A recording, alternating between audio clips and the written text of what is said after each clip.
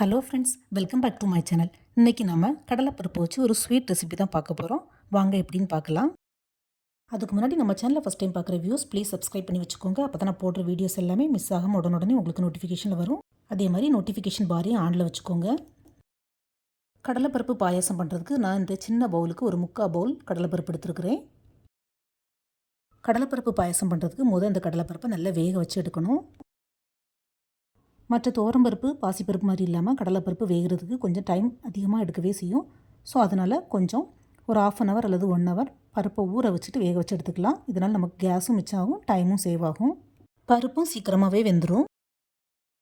But நான் இன்றைக்கி பருப்பை தண்ணியில் ஊற வைக்காமல் ஜஸ்ட்டு 2-3 டைம் வாஷ் பண்ணிவிட்டு அப்படியே குக்கரில் போட்டு வேக விட போகிறேன். குக்கரில் கடலைப்பருப்பு மூழ்கிற அளவுக்கு தண்ணி எடுத்துக்கோங்க. கடலைப்பருப்பு பாயசத்துக்கு பருப்பு நல்லா குழஞ்சிருந்தால் தான் நல்லாயிருக்கும். அதனால நான் ஒரு 7-8 விசில் வச்சு எடுத்துக்கிடுறேன். அதே மாதிரி நல்லா குழஞ்சிருந்தால் தான் நமக்கு டைஜஷன் ப்ராப்ளமும் வராது. ஃப்ரெண்ட்ஸ், உங்களுக்கு பருப்பு குழஞ்சா பிடிக்காதுன்னா ஒரு 4-5 விசில் வச்சு எடுத்துக்கோங்க. பாருங்கள், கடலைப்பருப்பு நல்லா பருவமாக வெந்துடுச்சு. நான் இந்த பருப்பை இன்னும் கொஞ்சம் குழச்சி எடுக்க போகிறேன். ஏன்னா எனக்கு கடலைப்பருப்பு பாயசம் கொஞ்சம் குழஞ்சிருந்தால் தான் பிடிக்கும். அதே மாதிரி இந்த கடலைப்பருப்பு எவ்வளோ தான் வெந்திருந்தாலும் நம்ம சர்க்கரை, அதாவது வெல்லம் போட்டு தேங்காய் பால் ஊற்றி வரட்டும் போது அது தேர்ன மாதிரி ஆயிரும். அதாவது கொஞ்சம் வேகாட்ட மாதிரியே தெரியும். அதனால கொஞ்சம் குழைய வச்சு எடுத்துக்கோங்க ஃப்ரெண்ட்ஸ். வெந்த கடலைப்பருப்பை சூடோடு இருக்கும்போதே இந்த மாதிரி லைட்டாக கரண்டி வச்சு மசிச்சு விட்டுக்கலாம். அதே மாதிரி கடலைப்பருப்பை பொறுத்தவரையிலையும் துவரம்பருப்பு பாசிப்பருப்பு மாதிரி கணிசம் இருக்காது. வெந்ததுக்கப்புறமும் அதே குவான்டிட்டி தான் கிடைக்கும். நமக்கு பார்க்குறதுக்கு கொஞ்சம் கம்மியாகவே இருக்க மாதிரி இருக்கும். ஸோ குவான்டிட்டி கொஞ்சம் ஜாஸ்தியாகவே போட்டுக்கோங்க. இது என்னுடைய எக்ஸ்பீரியன்ஸ் வச்சு நான் சொல்கிறேன். இப்போ மசிச்ச கடலைப்பருப்பு அவ்வளோத்தையும் ஒரு பேனில் ட்ரான்ஸ்ஃபர் பண்ணிக்கலாம். இப்போ அது கூடவே கொஞ்சம் சர்க்கரை, அதாவது வெல்லத்தை பிடிச்சி சேர்த்துக்கலாம். நான் ஆல்ரெடி வீடியோவில் சொல்லியிருக்கிறேன், நாங்கள் நாகர்கோவில் சைடில் வெல்லத்தை சர்க்கரைன்னு தான் சொல்லுவோம். சர்க்கரையோட அளவு பார்த்திங்கன்னா நம்ம எடுத்த கடலைப்பருப்பை விட கொஞ்சமாக கூடுதலாக ஜாஸ்தியாக போட்டுக்கோங்க. ஏன்னா நம்ம இது கூட தேங்காய் பால் ஊற்ற வேண்டி இருக்குது. ஸோ தேங்காய் பால் ஊற்றும் போது இனிப்பு கொஞ்சம் கம்மியாக தான் தெரியும் நமக்கு. அதனால் கொஞ்சம் ஜாஸ்தியாகவே சர்க்கரை ஆட் பண்ணிக்கோங்க. நான் ஏற்கனவே சொல்லியிருக்கிறேன், மும்பையில் தமிழ் கடையில் வாங்கக்கூடிய இந்த சர்க்கரையில் சுத்தமாக கல், மண், தூசி எதுவுமே இருக்காது. அதனால் நான் தண்ணியில் கரைச்சி எதுவுமே சேர்க்க மாட்டேன். டைரெக்டாக அப்படியே பிடிச்சி போட்டுருவேன். நம்ம இது வரைக்கும் நெய் ஆட் பண்ணவே இல்லை. இப்போ கொஞ்சம் தாராளமாக நெய் ஆட் பண்ணிக்கலாம். நெய் சேர்த்து நல்லா மிக்ஸ் பண்ணி விட்டுக்கலாம். இந்த சர்க்கரை ஃபுல்லாக கரையணும், அது வரையும் வெயிட் பண்ணலாம். பாசிப்பருப்பு பாயாசம் மாதிரியே இந்த கடலைப்பருப்பு பாயாசமும் ரொம்பவே டேஸ்ட்டாக இருக்கும். ஆனால் நிறைய பேர் கேஸ் ப்ராப்ளம் வரும், இந்த கடலைப்பருப்பு பாயாசம் ட்ரை பண்ணவே மாட்டாங்க. ஆனால் கடலைப்பருப்பை வேக வச்சு இந்த மாதிரி மசிச்சு குழச்சி பண்ணிங்கன்னா சுத்தமாக டைஜஷன் ப்ராப்ளமே இருக்காது. ட்ரை பண்ணி பாருங்கள் ஃப்ரெண்ட்ஸ். இப்போ நம்ம போட்ட சர்க்கரை நல்லா கரைஞ்சி வருது. சிலவங்க பார்த்திங்கன்னா இந்த சர்க்கரை லைட்டாக கரைஞ்ச உடனே தேங்காய் பாலை சேர்த்துருவாங்க. பட் அப்படி பண்ணக்கூடாது.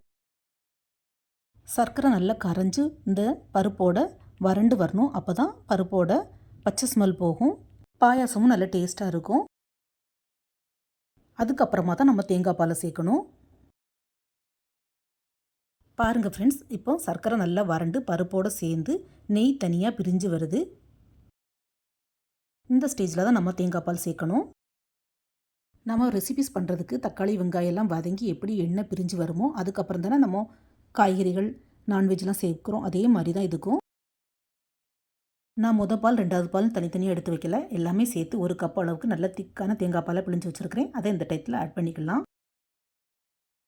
தேங்காய் பாலை சேர்த்து நல்லா மிக்ஸ் பண்ணி விட்டுக்கலாம். அதே மாதிரி தேங்காய் பால் சேர்த்தோடனே நிறைய பேர் என்ன பண்ணுவாங்கன்னா லைட்டாக மிக்ஸ் பண்ணி விட்டுட்டு கேஸ் ஆஃப் பண்ணிடுவாங்க. பட் அப்படி பண்ணாமல் தேங்காய் பால் சேர்த்து நல்லா கொதிக்க விடணும். பருப்பு, சர்க்கரை, தேங்காய் பால் எல்லாம் சேர்ந்து நல்லா கொதித்து கொஞ்சம் வற்றி வரணும். அப்போ தான் நமக்கு பாயாசம் கொஞ்சம் கெட்டியாக கிடைக்கும், டேஸ்ட்டும் நல்லாயிருக்கும், சீக்கிரமாக கெட்டு போகவும் செய்யாது. இப்போ இன்னும் கொஞ்சம் நெய் ஆட் பண்ணிக்கலாம். பாருங்கள், தேங்காய் பால் ஊற்றும்போது ரொம்ப தண்ணியாக இருந்து பாயாசம் இப்போ கொதித்து கொஞ்சம் கெட்டியாக வருது. இந்த ஸ்டேஜில் கொஞ்சம் ஏலக்காய் நான் பிடிச்சி வச்சுருக்கிறேன், அதை ஆட் பண்ணிக்கிட்டுறேன்.